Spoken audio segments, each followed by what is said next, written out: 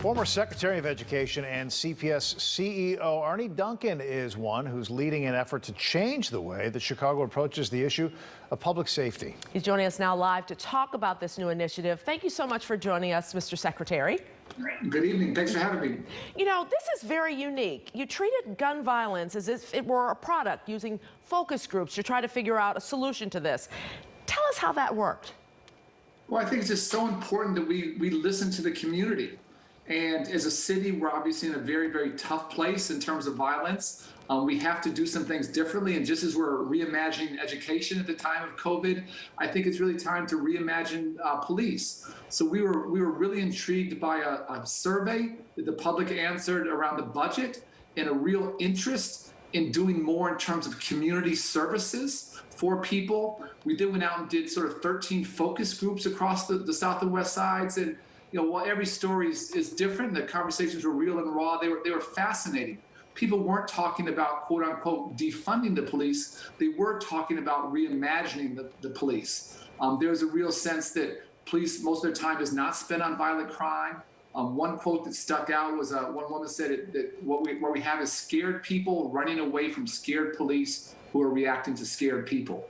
Nobody's winning. And so it's a really interesting time to think about, could we move some funds into mental health services, into homeless services, into youth services to prevent the kind of crime that's plaguing, the kind of gun violence that's plaguing our city and other cities around the country. And when you talk about the people that were a part of these real surveys here, outreach workers, life coaches, I understand it, even gunshot victims who are survivors here, and as you indicated here, really not in favor of the idea of defunding the police, but what were they really in favor of moving forward to try to keep more Chicagoans safe?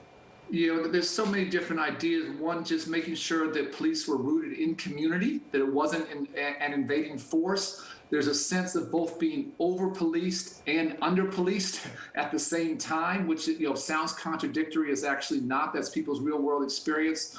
Again, a sense that we can't just chase people after the fact. We have to do a much better job of helping people avoid these situations and let the police focus on just the most violent incidents. And so if there was, you know, some resources could be used for mental health services, for homeless, for youth, that would be an investment that would actually reduce crime, reduce violence in our city.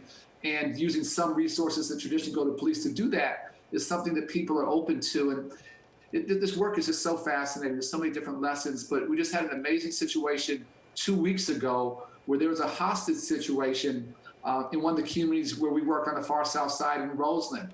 And to the tremendous credit of the police commander and the SWAT team there, they actually let our outreach worker talk that guy out of the situation. They let him negotiate and bring to a successful and peaceful resolution.